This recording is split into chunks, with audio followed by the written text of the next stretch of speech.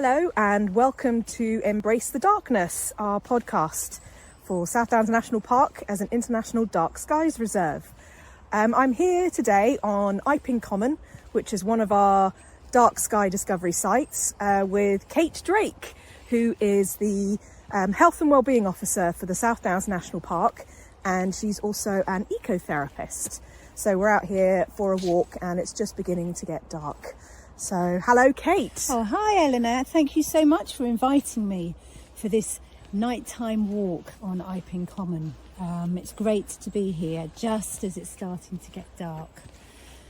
So thank you. Oh, you're very welcome. It's lovely to be out here for a walk.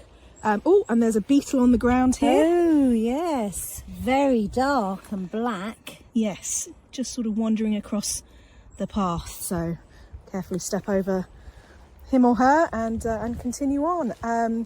So Kate, tell us about a time when you've been out in the darkness and what that was like for you. Well, yeah, it's an interesting one actually, because when I was a child, I actually used to be quite scared of the dark. Mm-hmm. And I remember lying in my bed at night, just being very, very frightened of all the darkness within my bedroom. And then over time, as I've sort of grown up and as I've maybe just become a little bit more adventurous and been more interested in being out in nature and camping and just spending more time out, I've sort of started to make friends with darkness. So there's one time in particular where, maybe I resorted back to my childlike fear, where I was out. It was in Pembrokeshire actually, and I was out on a vigil for 3 nights, and it was very, very dark, and I was on my own, and I was out with my tarp, and I was out with my bivvy, and it was a very wet night. And I remember when I first set myself up for the night, I was actually quite scared. And there was something there about being maybe uncertain and unsure of the space that I was in. And I didn't necessarily feel that connected to that place. And it was very, very wet. It was very dark. It was very windy. But as my eyes became adjusted to the light, I started to feel a little bit more comfortable. But there was still a fear there. So I needed to go to the toilet. So I had to get out. And so I came out of my sleeping bag. I looked around really quickly, went to the loo, and then came back into the safety of my tarp. And then as I was spending more and more time in that space, I just began to sort of deepen into the place. And the next night, it was still windy, it was still dark, but again, my eyes began to adjust to the landscape, adjust to the place, adjust to the sounds, adjust to the mystery and to the beauty of that place. And I started to feel much more comfortable about being out in the darkness. So I stepped out with my tarp. Again, it was raining, it was drizzling. Although, we think of darkness as being very, very black, I think my experience is it's never, ever that dark. And so I went out and I could see that actually it was although there'd been drizzle, it was getting clearer. It was a clearer sky. Mm. And I actually felt braver and felt much more comfortable to just stand and be with the noises, the sounds, the smells, feeling into the space, looking up at the sky and the stars as they were just beginning to come out, just listening to all those sounds that the night before had been really quite scary for me. So I sort of just began to build this relationship with this place. And then on the 3rd night, it was much clearer. So there was actually the opportunity to spend and to go out of my space again. Not too far, but just to go out and just really look up in awe and wonder at this, just looking up into the sky and looking at stars, looking at planets, looking at the moon that was just beginning to come out, and just realising that I'm just one small being within this bigger place that I call my home. And I think I really felt that over those 3 nights, I began to feel much more comfortable about being in this dark space and just really tuning in. And I think by tuning into this place, it enabled me to just, again, overcome that fear that I started with on the first night. But it was just, I think for me, it was about the magicalness of being in the place where it wasn't just, I was alone as a human being, but there were lots of other beings around me, and just really taking time to slow down and notice and be with those other beings. Yeah, it was quite an amazing experience.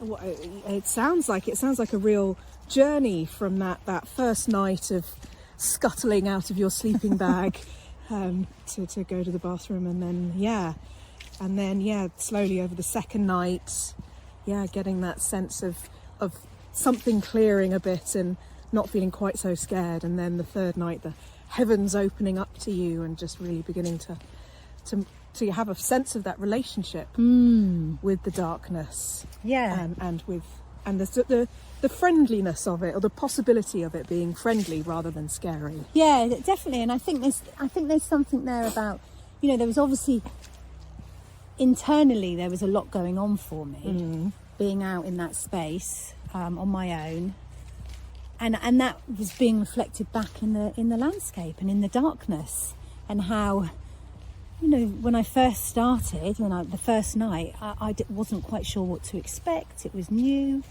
and then because I'd relaxed into it and relaxed into that space, and was really opening myself up to really receive what my experience was, it just became, a relationship, a reciprocal relationship that I built up, and I had with the land around me. So really being with your experience and having that opportunity to slow down and notice what was going on. Yeah. Well, thank you. That's a really beautiful story to be with. You in your work as a health and wellbeing officer, tell us a bit about what you do with that, and where you link up with Dark Skies in the national park. So my role is to support those individuals and communities that wouldn't ordinarily have the opportunity to come into the national park. So I work very much with those people experiencing physical, mental health issues, loneliness and isolation, and also those people who are from deprived backgrounds. So that sort of reaches across the whole of the national park, but there's certain areas where those individuals and groups are higher in certain parts of the park that I will then engage with. And I'm always looking to encourage people to come into the park, because as we know, it has huge benefits. Being in nature can have huge benefits for people in terms of slowing down, feeling more relaxed, reducing stress levels, and just really helping with improving people's mental health, and connecting with the landscape, connecting with nature, and also connecting with each other. So any opportunity that I have, I work. Sorry, it's just getting a little windy, so we'll just pause for a moment. We'll go maybe stand by this tree, try and find a little bit more of a sheltered spot. This is one of the joys of recording outdoors.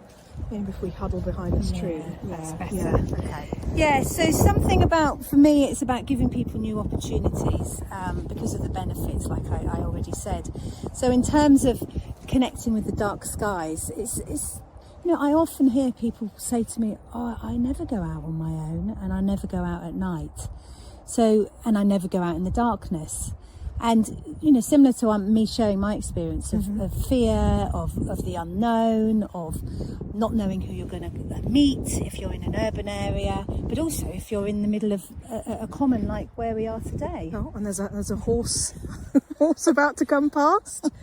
You don't know. You don't know if you're going to meet beetles or horses or dogs.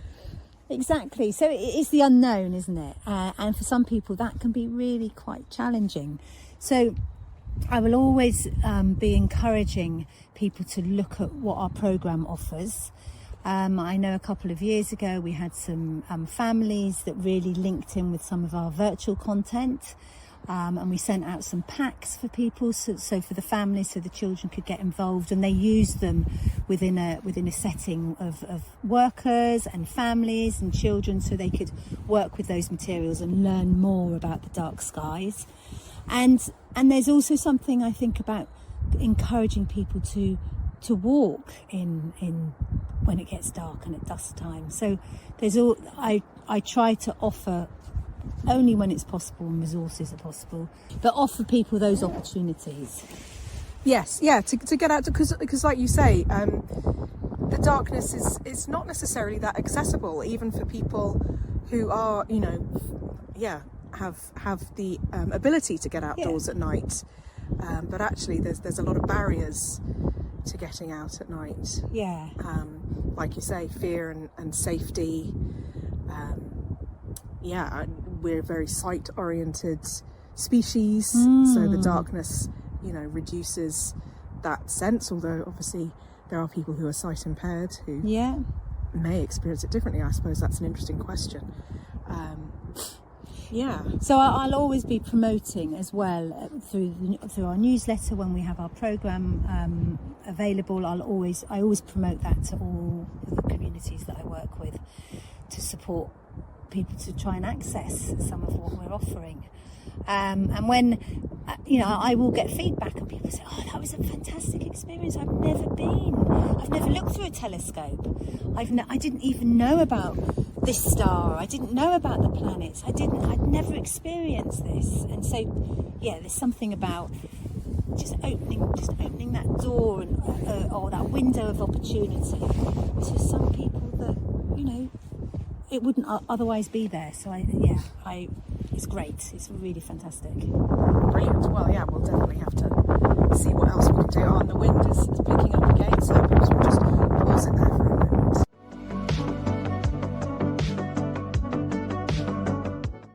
Okay, and we're back. The wind has dropped a bit, so we're continuing on with our walk. Hopefully it can all be heard okay. So we're talking about sort of accessibility, and we're walking on a dark sky discovery site. We've had to get in a car to drive here. A lot of the core area of the Dark Sky Reserve is in places away from urban areas.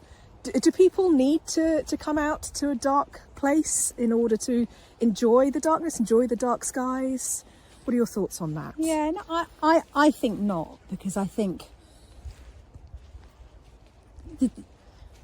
there's something about having the opportunity to experience darkness, but it doesn't have to be in the most remote place in the country or in the world. It can be a local green space close to where you live, or it could be in your back garden. I think there will obviously be for some people there will be elements of light pollution, but there will still be darkness. And there's something for me about really tuning in and experiencing being part of something that's so much bigger than ourselves, and how that can really support with our own well-being by taking us out of ourselves but into something that's so much more than ourselves. So I think in answer to your question, the dark skies sites are brilliant, but I don't think that to get the benefits you need to access all of those sites. I think it's always possible to do that in a space close to home. And I suppose there's something also about thinking about safety as well. Yeah. For some people it might be that they don't have anyone to go to a dark place or a dark site with. So actually just stepping into their garden, if they're fortunate to have a garden, or even from your own window of your house or your flat, just to look out into the dark skies, can be hugely beneficial. Thinking about one of our sites in Brighton, so there's a lot of light pollution there. Yeah. However, people report that they had an amazing experience by looking through telescopes, which they might not have ordinarily had the opportunity to do, but talking to professionals who really know their stuff about the planets and the stars and the universe. That these places can be accessible, but I suppose what I'm saying is you don't have to go to those wilder places within the park. So in terms of safety, what helps you to feel more safe when you're going out in the dark? So I always make sure I wrap up warm. That's very important. Hot chocolate's always good. Yeah, that's true. Hot chocolate, and take a phone that's charged. So if I need to contact somebody, I can do. If possible, I would always go with somebody else, but that's not always possible. But maybe tell somebody where I'm going. I think there's something about wearing appropriate footwear, depending on where you are. So sturdy shoes or sturdy boots. And I think looking after yourself is just really tuning into what makes you feel, what do you need? What do you need? I know for me, something hot, a phone, warm clothes, some gloves and a hat, obviously, and a drink, and maybe a snack. That's how I feel safe when I go out. Yeah, so that's what I'll do. Drinks and snacks sound good. Hot coffee, hot tea. Yeah, fantastic. So you mentioned this idea that getting outside at night, experiencing the darkness, whether it's clear skies or cloudy skies, we're under cloudy skies at the moment, and how that connects us with the wider world. There's something about that with well-being, isn't there? Yeah. And how that helps our sense of well-being. Yeah, and I think there's something for me about realising that it takes me, on a personal level, it takes me out of my own head and out of my own woes or worries, or it takes me into something that's bigger and connecting with something that's much bigger than myself, which can really help for me anyway, those days that we all have, I'm sure, not feeling so great, whether that's physically or mentally, but that really puts things into perspective for me. And I know that just looking up like we are now, just standing here and just looking up at the clouds, just as it's really starting to get dark, sort of allows me to just come into my breath, seeing the clouds move. Sort of takes me away from my mental chatter that goes on within my head, and within on a daily basis, on a minute basis, on an hourly basis. It just helps to slow things down and see that there's so much more than just my stuff, and puts it all into perspective, I think, for me. So the problems don't go away, but they just settle into a bigger picture. Yeah, they settle into a bigger picture, and I think sometimes they settle into a more of a realistic picture. There's something about things can get blown out of proportion, but bringing myself into a place where actually there's a lot here just allows that to just flow through and blow through. So yeah, I find when I'm out and when I'm walking at night, I mean, one of my favourite times to walk actually is just as the light is turning into dusk and turning into darkness, and walking back at night. Some magic always happens. Just because my perspective changes, because perspective does change when you've moved from light to darkness. And just looking around us now on this common, just the shapes of the leaves and the trees and the branches and the heather and the pathways. The light just changes things. So there's always something quite mysterious, I find, when I'm out, through being at home in a place where, you know, as I spoke to earlier about as a child feeling quite afraid, and also my experience of being in Pembrokeshire, feeling afraid at times, but something about slowly just becoming at peace with the place. And I think that helps me when I go from lightness into darkness, because I've seen it in its light. Then I go into the darkness, and then and have that other experience. And that sort of, darkness being sort of half our lives, really. But, Yeah, especially as we're coming to the shortest day of the year and the longest night. Yes, yeah. That's really interesting in itself. Yes, I was fascinated to read the other week that the winter solstice day is 8 hours 38 minutes shorter than at the summer solstice. Right. You know, and you just think, gosh, that's like a whole day's worth, but it's shorter already. You know, That's quite amazing, isn't it? That's you got over a 6 month period. Oh, and we've just got a helicopter coming over here with its lights on. Because it's dark. Because it's dark, yeah. Wonder what... So there's all sorts of life in the skies, both human and otherwise.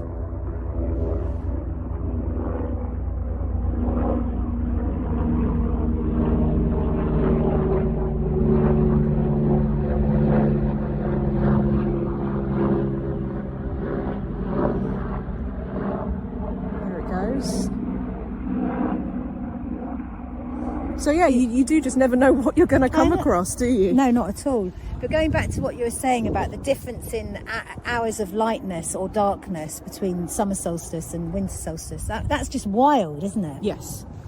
Completely wild, and that there is such a huge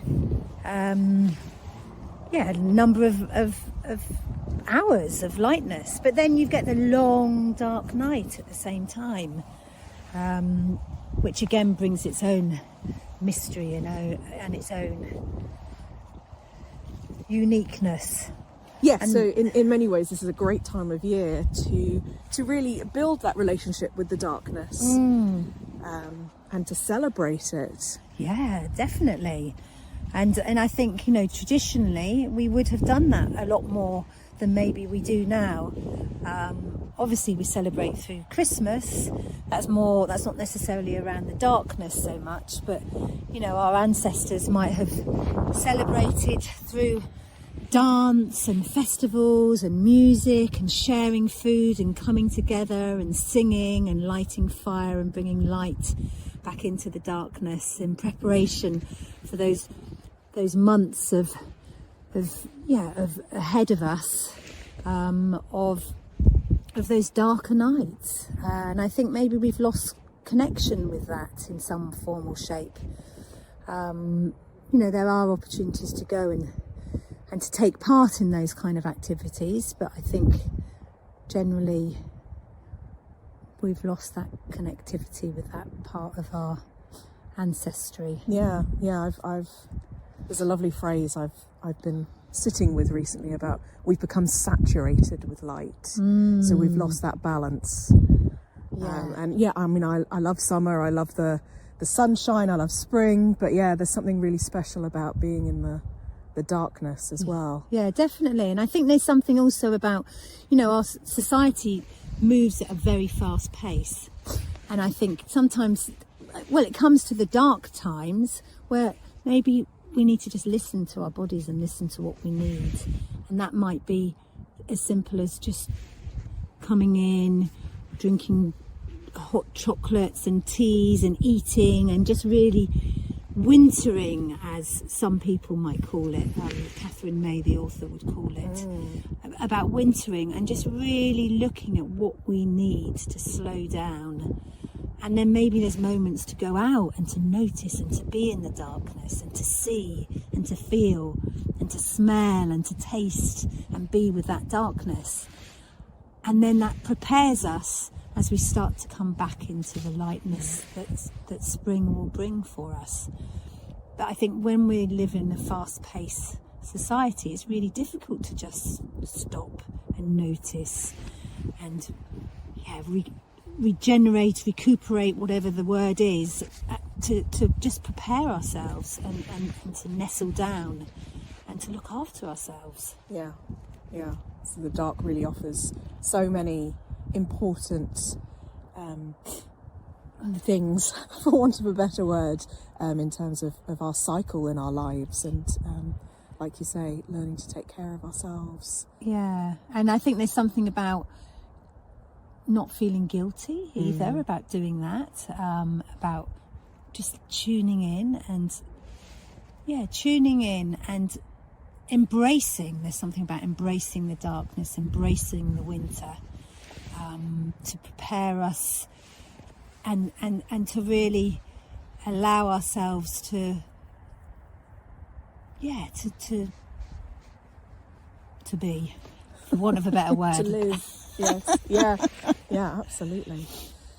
So our theme for our Dark Skies engagement this year is about glimmers. And yes, obviously there's the starlight and the moonlight, and there's that kind of a glimmer, and there's glimmers of things like glowworms, which are very magical. But in terms of health and well-being, what are glimmers for you? Yeah, I love that word, glimmers. So for me, as you say that, there's images in my head of sparkliness and lights, but not lights that, not street lights, but more like sparkly, twinkly lights.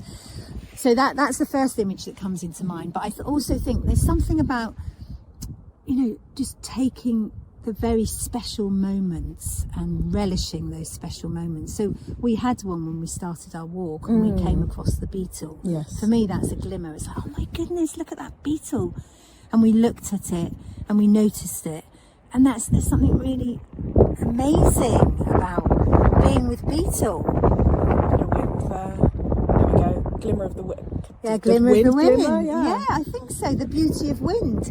Yesterday, it was just after the storm. I was walking up at Sisbury Ring, and it was really strong wind. And then it was a crow or something that just flew past. Yeah, and I just allowed myself to just be taken by the wind, just for a few moments, just to be blown around by the wind. For me, that was a glimmer of just being with wind. So it's just those small moments that bring so much joy and wonder to my day and to people's days. I think, again, talking about the fast pace of our lives sometimes, and the doing that we take part in. It's about doing, but actually for me it's very much about slowing down and noticing. I saw when we came into the heathland that there was a gorse bush, so the yellow flowers. I mean, that's a glimmer. That's the beauty of that yellow flower. So those just moments of pure bliss, and tuning into those and noticing, because it's so easy to just walk past, and by slowing down it's possible to really revel in those moments of wonder.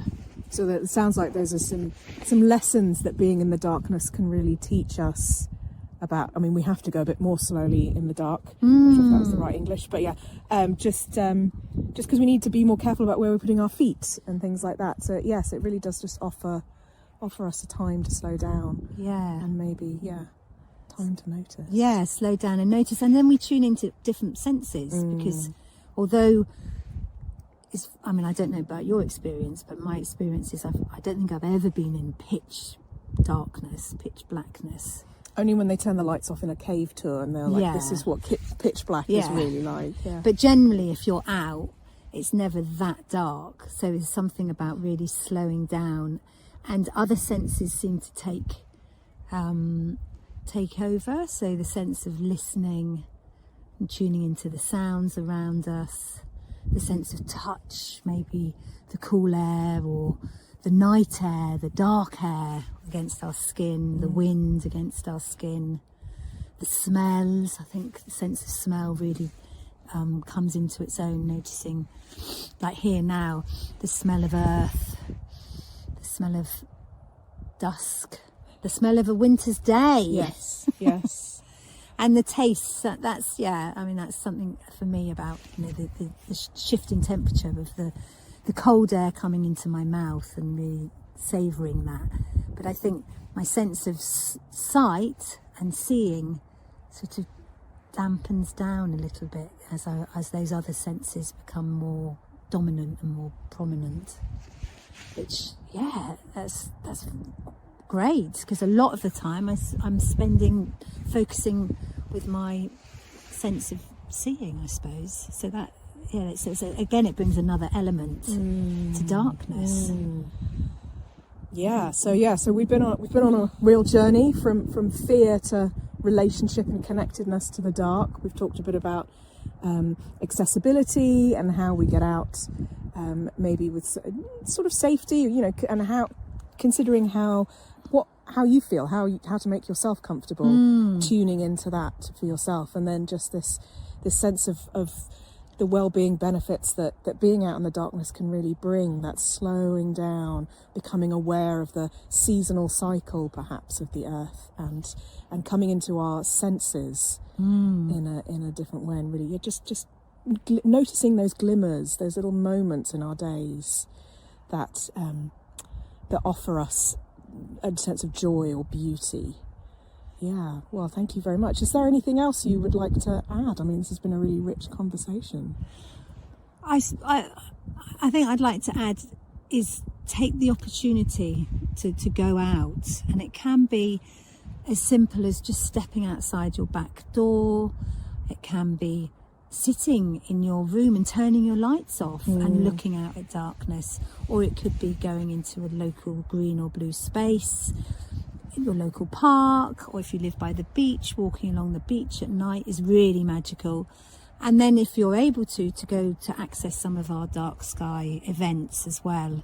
So yes, something about just taking that leap of faith and that step out to experience another way of being in connection and being with the natural world, with this place that we call home, with this planet, with Earth, with the universe. Yes, yeah. Thank you so much, Kate. It's been a real pleasure to be with you here. Thank you, and thank you for inviting me. I've felt very honoured to be invited. So thank you, Elinor. Thank you. Thank you for listening to Embrace the Darkness, presented by me, Elinor Newman. The podcast is recorded and produced by the South Downs National Park Authority from the South Downs International Dark Sky Reserve. Music is by Orbit DoD, direct from Upbeat. To find out more about the South Downs International Dark Sky Reserve, including the best places to stargaze, go to www.southdowns.gov.uk/dark skies. If you have a comment, suggestion, or any other thoughts, we would love to hear them. You can contact us on embracethedarkness@southdowns.gov.uk. And if you've enjoyed this podcast, please leave us a rating or a review. And until next time, embrace the darkness.